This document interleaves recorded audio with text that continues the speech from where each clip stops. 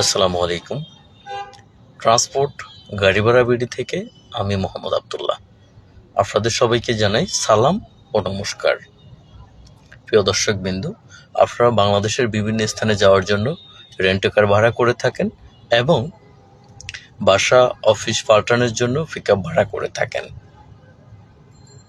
আমাদের কাছে আছে অ্যাম্বুলেন্স সার্ভিস। আপনার আত্মীয় স্বজন কেউ অসুস্থ হয়ে গেলে হাসপাতাল নেওয়ার জন্য অ্যাম্বুলেন্স ভাড়া করতে পারেন এবং বাংলাদেশের যে কোনো স্থান থেকে ঢাকায় আসার